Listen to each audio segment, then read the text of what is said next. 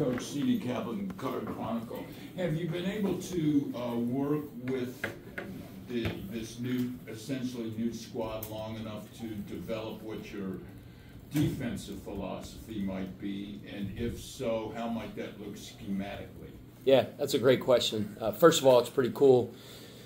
Afternoon in June to have a press conference, look around, have a packed room like this. The passion for Louisville basketball never ceases to amaze me. So kudos to Cardinal Nation and to you guys for coming out. Love that question. When you ask, have I been around my guys to know enough of what our defensive identity is going to look like? We had a pretty good idea going in of what we do and how we do it defensively. Obviously, when we recruit, we take those things into consideration, who are the type of players that kind of fit who we play. I think I might have been asked this at the press conference, the introductory press conference, I'm not sure. We are predominantly, I would say, 99.9% a half-court man-to-man team. I think it's an interesting dichotomy that we do play fast on the offensive end. There's a lot of possessions in our game. We tilt the floor. But our philosophy in the half court is more of a half court man-to-man team. I compare us schematically a lot to Alabama in that regard. Both have a lot of possessions in their game. They push the ball offensively, but hang their hat on a tough, tenacious, nasty half court man-to-man defense. Coach, how did the Bahamas thing come about? What do you hope to get out of it? Yeah, first of all, tip of the cap to our administration for making this happen in a very, very short turnaround, because it's not something that was planned on. Again, that's the commitment of basketball being good around here and the things that it takes for basketball to be good, the wind to be at our back, and with a completely new roster, signing 13 players in 2.5 months, coming from parts all over. You're limited in a lot of ways in terms of the NCAA rules in the amount of time you can be on the floor with your players per week. I'm sure all you guys are aware of this, maybe not the specifics, but 4 hours is the time that you're allowed to spend on basketball. That includes film, that includes anything on the floor. Obviously, you have additional time for other things like strength and conditioning and conditioning. The total number of hours is 8. When you go on a foreign trip, the NCAA allows you, on top of those 4 hours that you have throughout the week, to have 10 full practice days, the type of practice days that you would have throughout the course of the season, where there aren't those type of limitations. So it's great. It really allows us to speed up kind of the growth curve of this team, both implementing what we do, how we do it, our system, our terminology, teaching guys how we practice. The philosophy being that, when we get to the end of those 10 practices, we get a great head start. So when we get back together, when it really, really starts ramping up and it counts for real, when practice starts at the end of September and the beginning of October, we can look back to these 10 practices and go, man, we're way farther ahead than we should have been. So that was the main point of it. Obviously, these foreign tours, there's a cultural aspect to it as well, where you get to leave the country, go somewhere else. That's going to be cool. The other part of it is just the team building, the team chemistry, the camaraderie, the rapport, through getting to spend more time together on the floor. And then, obviously going on a trip together and being at a pretty darn cool hotel and resort for a while, getting to know each other, putting some suntan lotion on, swimming, doing a little wave surfing or whatever the crap you call it, potty surfing. So we're going to have a good time as well. So I think we'll be further along in terms of our basketball system, and we'll be further along in terms of what we call the power of the unit. You talk about. I'm sorry. Thank you. Just thinking back to the first few weeks of summer workouts. Is there a moment that sticks out to you where you kind of seen these guys, show off and compete the hardest? Like, has there been a moment that sticks out where you think about? Yeah, in terms of a moment where I thought they competed the hardest, I think that's been something that I've been, I don't want to say pleasantly surprised or pleased with, because I expect it. I mean, I think these guys going hard as crap every day. They're working hard. That's one of the things we hang our hat on, is competing. right? And we compete in June, we compete in July, we compete in the preseason, we compete in practice in January and February. So that is always at the kind of center of what we do. Is there one moment? Is there one loose ball? Is there one charge? Is there one crash the glass for an offensive rebound and a tip and a putback? I don't know if I could pick one right now, but the dudes have been getting after it and they're playing hard, competing. You talk about team camaraderie and bringing this group together. It's a group of veterans, obviously, except for one really talented freshman. In these early stages, are you seeing maybe a couple guys step to the forefront as far as from a leadership perspective? It's a good question. I mean, with an older group, savvy veteran guys, and they've been successful where they've been, and they come from good programs and good coaches, and they all, I would say, they lead in their own ways. You know, some guys are a little bit more vocal. Javon Hadley, you know, is a for instance. I'm picking him out, but because, you know, you hear his voice a lot. You know, he's and then there's other guys that lead more by, you know, what they do in their example. You know, they're guys that are in the gym early, that are in there late, how they go about their business. So I like to think we have a team full of guys that lead and that lead in different ways. I mean, even the young dudes, Kanai, you know, he's been awesome since he's been here. He was away last year at the high school he went to, so he's a little bit used to being away, being in a dorm, living away from mom and dad. He goes about his business like a vet. James Scott, I've talked about him ad nauseum, just the advanced basketball mind that he has and the advanced approach to work. So I'm proud of even those young guys, not just the old guys, in terms of how they're going about stuff. Hey guys, when you guys ask a question, make sure you identify yourself so Coach can put a name to a face. So go ahead, Jeff. Okay. Jeff Lightsey here. Coach, just is there anybody that's standing out? I know you had limited practice, but is there anybody that's standing out so far after recruiting 13 new guys? That's hard to say. I can't sit here on June 25th and go, man, this guy. You know, everybody's shown flashes. Listen, the June part of this, and I've been doing this a long time. My staff, it drives them nuts. I always say this. I've been doing this a long time. I think I'm a dinosaur now. When you get to, I don't know what point in your career where you're considered a dinosaur. I see some of these young coaches, and I'm starting to feel like an old coach. Certain social media apps they're on and crap like that. I'm like, holy man.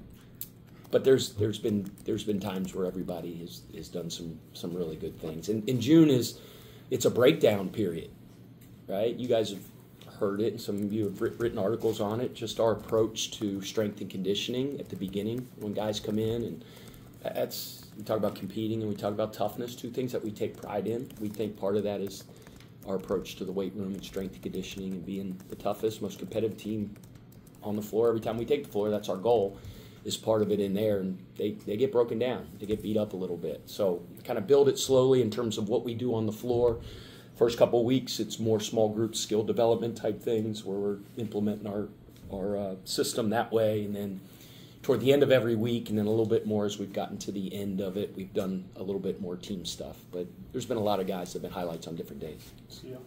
Pat C.L. Brown with the Courier-Journal. Before NIL was approved, some of the criticisms and concerns from coaches was that it's going to divide the locker room. It's going to fester jealousy, that kind of stuff in the locker room. How do you what's your philosophy in terms of trying to mitigate that, knowing that, you know, you have this NIL, different guys are getting different money necessarily in the NIL thing? Yeah, I mean, our three things: relentless effort, competitive excellence, and the power of the unit. I've said that a lot. Maybe it gets boring in interviews and press conferences, but we believe it in so much. The power of the unit is the uncommon commitment to the guy next to you. In this new age, with that being a dynamic and being a factor in every locker room around the country, I think the teams that have the maturity, the wherewithal to be professionals and go about their business every day, regardless of those things, and be committed to the good of the whole and to love your teammates, right? And that's a nonstop, everyday dynamic and everyday process that we're selling our culture and selling the commitment to the guy next to you. Listen, you walk down any business in America down the hallway and you look into that office, that office, that office, that office, everybody makes different amounts of money, right? And it shouldn't be the type where you're going and comparing. That's just not the world. This is more grown-up stuff now. And for an enterprise to reach its potential, everybody has to be committed to winning and and be committed to the ultimate goal of the team being successful. And that's just part of the dynamic every day of what we do, what we sell to our team. Eric and Corey. Eric Crawford, WDRB. Pat, there's so much data now when you're out recruiting that from a basketball standpoint, you get out there and look at these guys, you have a chance to kind of compare what they are on the court to what you thought they would be on film and with the data. Does this team look the way that you hoped it would look from that standpoint? I know there's no data with personality. Yeah, you know, I mentioned I've been doing this a long time. I'm a dinosaur. You don't evaluate in June. You don't. You don't, especially in this new world. I mean, yes, what we saw on tape, we see in person. I know the caliber of people and players that we have, but at least I can, you know, and especially in this new world where you have transfers and new players coming in. A lot of times there's a lot of parts. This time, 13. It's a completely new team, and everything being new. This environment, this building, the strength and conditioning, the terminology, the system, new teammates, new relationships, you know, not just here, everywhere, heads are spinning, you know. So what a big emphasis on us is these first several weeks is our process, is how we go about our daily business. The attention to detail and the excellence in the weight room every day and each repetition in the thing. When we go to practice, the energy we have to bring, the attention to detail. This is how we do it. This is our process. This is our process. And if you can be very, very consistent with that, I believe, throughout the course of not just a few summer weeks, not just 2 summer months, not just 3 or 4 months, but if you can stay consistent till the final buzzer sounds, you know, good things happen. The outcome takes care of itself. And through adversity, through the ups and downs of a season. So I'll be able to let you know, heck, not even at the end of the summer, maybe not even after the Bahamas. There's always that time when it's like, here we go.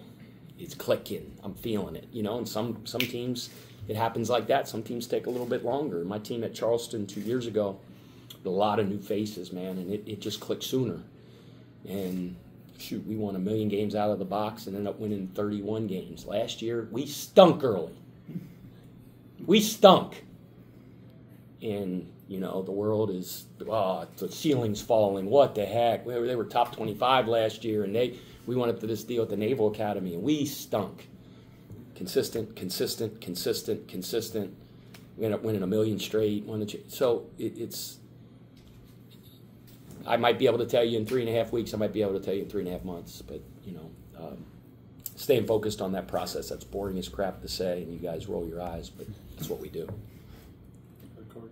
Coach Corey here. How important to you has it been to have a guy like Peyton Siva help revitalize a program? I mean, Peyton Siva in any organization makes them better. I mean, in our program, yes, he makes us better. Peyton Siva's in the law firm down the street, the car dealership, the restaurant, the school. What? Car dealership? Kelsey Chevrolet from our family of years. I always say that. He's just a world-class dude, man. I mean, he's obviously basketball, brilliant, accomplished, national champion, all the stuff that we say all the time. But he's just a world-class dude. He just lights up a room. He brings energy. I love guys that go about their daily business with a smile on their face. Peyton feels blessed to be in this building and back in this program, but he feels blessed to be walking around with his kids in the community. But yes, Peyton makes us better, and I love having him. Matt McGavick, Sports Illustrated. Pat, going back to the roster construction front, the majority of the players either are coming from teams who went to the NCAA tournament or have some sort of postseason type accolade, like Conference Player of the Year, Tournament Player of the Year, so on and so forth. Was that something you sort of took into account when putting together the roster in an attempt to maybe like lay the foundation for the culture you're wanting to establish here? I mean, it's a factor. When we look into things when we decide who we're going to recruit, who we're going to go after, they win.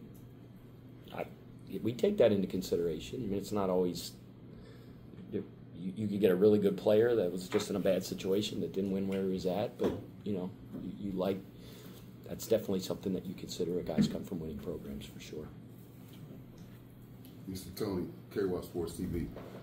I'm curious about what you've seen out of the guys so far as who's going to be the dogs on your roster, and what is your approach to putting together your starting five?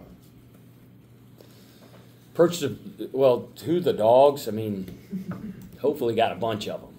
You know, it's like picking out who stood out. You know, picking out who's the dog. I mean, dogs are competitors. Dogs are winners. Dogs are guys that don't back down, that grit their teeth, that bow their neck. That I like to think we got a bunch of them. In terms of my approach to deciding our starting lineup, compete. There's nobody in that locker room that was promised anything in recruiting, and there's nobody in that locker room that's been promised anything to this point. I really cannot have a starting lineup conversation until probably the day before the first game. You might say, oh, this is the guys that started in the Bahamas. Well, those are the guys that were the most productive in practice up to that point. Maybe not. But there's a lot that goes into that. Yeah, Rick Boach, WDRB. When you have 13 guys, I mean, you're starting, as you said, completely over. What's the most challenging thing to establish, first of all, to get them to buy in? The most challenging thing to get them to buy. I don't think there's a big challenge to create buy-in. We got a lot of guys that are, I'd say all of them, they're leaning forward, they're eager, they're receptive. You know, because it could be easy for somebody that's been somewhere for a long time, that's caught in their ways, that, you know, this is the way I've done it. They've been awesome. They've been completely open and accepting to what we do and how we do it, which has been awesome. I don't know if this is the most challenging thing, but terminology. Because in basketball, I mean, there's a universal basketball language, but different programs call different actions different things, and different, you know, so sometimes that takes a little bit of getting used to. And then just, not only, I mean, I feel like our guys are doing an unbelievable job of bonding off the court, right? I mean, you just, whether we do team functions, just them hanging around, there seems like there's a great rapport, but then there's a rapport that has to be built over time on the floor. You know, especially guys that have been in a certain program for a long time and kind of know when this guy yings, I yang, and when he zigs, I zag. And part of that is a process that will take some time as we go through the rest of the summer and into the preseason. Last 4 questions, guys who have mics. Tim, then Ken. Tim Sullivan, parts unknown. 2 questions. One, this basketball program is dependent on for revenue in this athletic department, and you as a coach are also kind of a public figure, more than kind of. Are you getting spread too thin at all in the demands of trying to be that public personality? And the second question is, what's the story of the tattoo? I'm trying to think which one I want to answer first. The first part of the question is, are you getting spread too thin? I've said this, I think at my press conference, I can't remember, but somebody told me in business a long time ago that you don't have to be the smartest one in the room, but it's helpful and you better own the smartest room. I got a smart room.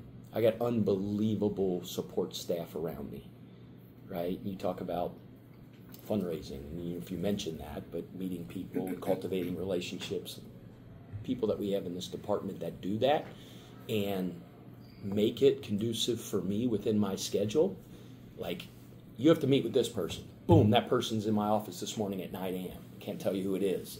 And man, I enjoy that. I love building relationships with people and interacting with people. It's one of the things I'm passionate about. But they do a great job of, they're like point guards, man. They set the table for me. They're great assist guys. And it's important for me, like all basketball players do, when somebody throws you a great assist, you got to point to the passer, and that's what I'm doing right now. I'm acknowledging the help that I have, the people that, you know, Steph, who's my executive assistant, unbelievable. You see Lottie back there, you see Rocco, you see, so no, I think the support that I have and the way that people look out for me and value my time and know what the most important things that I have to do and then lead me in that direction, and I trust them implicitly, it's allowed me to focus on right now what's most important, and it's those young men over there in that locker room. But trust me, man, I know there's 1,000 plates that I have to spin. I know the significance and the importance of basketball being successful at this university and how that impacts the rest of the city. I'm well aware of that. But I think the people that are in place to help me has made that job much, much easier.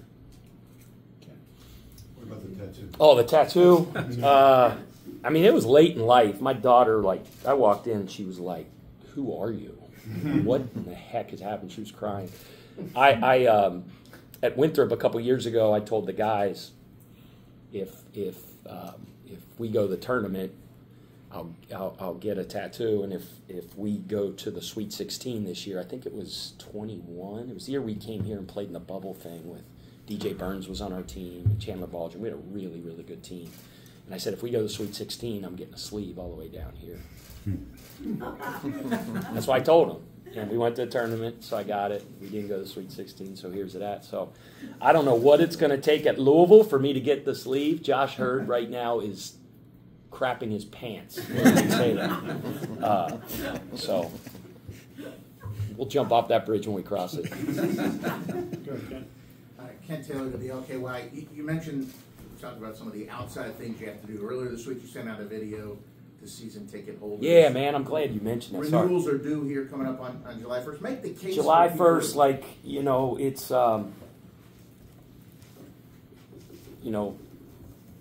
people's hard-earned dollar or hard-earned, and they have a lot of choices in today's day and age. Obviously in this town, I know how important basketball is, and I know the passion that people have for it, and I know it's been a little bit of a tough time here recently, but, I would passionately convey to the people of this town to give us a chance and give this team a chance. Can't make promises in life because you can't always, but the thing I'm going to tell you is it's going to be a team you're going to be proud of. July 1st, a big, big day. People that are listening out there, give Louisville basketball a chance again. And then, the other thing is, you mentioned the NIL world, how important, right, NIL is, and the 502 circle and the guys over there, man, they've worked their tails off. And for our fan base that's listening out there, y'all know how important that is. And we ask people to step up, and y'all have stepped up. We need you to continue to. People say all the time, I love Louisville basketball. I think the thing that we're asking you to do in the 502 circle and the NIL space is to show your love, right? And everybody's in different situations, depending on what your financial situation is. But contributing to that is a big, big deal. That's the lifeblood of collegiate basketball. And like I said, those guys are working their butts off, and we're very, very lucky to have them here in Louisville as a part of what we're building. So thank you for those that have, and I'd ask you guys to continue to consider being a part of that initiative. Brooks Holton again from the CJ. Did I cut someone? Oh, you're good. I'm sorry. What did we say before? It was 22,000 people. Everybody gave $100. That's $2.2 million. I'm not the smartest guy in the world, but. So when we spoke last, I guess just several weeks ago, you mentioned that Michael Cassidy has a bunch of he has just books upon books of your offensive system. I'm just wondering how much do you plan to get those installed, or do you have an expectation for just how far along? Great question. That's an awesome question. The installation process takes a while, and it evolves throughout the course of the season. The guts and the core of what we do and how we play offensively is based on more randomness. We call it the beauties in the randomness and our flow and how we play after makes and after misses and after an action breaks down. And there is a method to that madness as well. But obviously your ability to execute set plays and getting certain players certain shots at different parts of the floor at different parts of the game is very important, and that's a process that kind of evolves. We've began to introduce some of those things, kind of the shapes we play out in some of our set plays. Mike's really, my staff's really good, and I value those guys tremendously. They do an unbelievable job in the areas they're responsible for, and I think one of the things that we've done a good job of, and Mike's really good at this, is he takes the complicated and makes it simple. So in his mind, in my mind, in terms of the offensive coordinator, for instance, it could be complicated in his mind, but the way that maybe you organize, you structure, you label, you name your terminology, it simplifies it for the players. That might not make a lot of sense, but sometimes it takes a ton of time, like hours and hours and hours and hours, to come up with a method to simplify it for the guys, and I think we've done a good job of that over the years. We've started to do some of that the last couple practices. The guys have been great. They have fun with it. We talk about GBT all the time. I might have said this before. I hate when I say stuff twice, but Joe Madden, who's the I forget who he's coaching now, but he used to be the coach of the Cubs when he used to kick the Reds' butt, and he used to say GBT, great baseball talk. He loves great baseball talk. He loves guys talking X's and O's in the dugout, in the hotels, on the airplanes, and we value GBT here. We have a veteran group that loves to talk hoop. Kendrick. Coach Kendrick asked this from Wade. When you have a team full of new guys like that, how much does it help that you brought a couple of guys over with you from Charleston that know what to expect from practices, know what your expectations are, so, and relay that? Yeah, Rain Smith, James Scott, Kobe Rogers are three guys that obviously are ahead of the curve in terms of all that because they know it all already. And that's been great. It's been awesome to have those guys. First of all, they're winning players. They're championship players. They helped us do a lot at Charleston. They're great communicators. They're great teammates. So in not a way like I'm a know-it-all, I know what I'm talking about, and you don't. They do a good job in their own way of, I know Coach Kelsey seems a little crazy right now. This is what he means by that. You know what I mean? One of those deals. So, no, it's awesome to have some of those guys that kind of know our deal. Okay, Coach. Thanks. Thank you.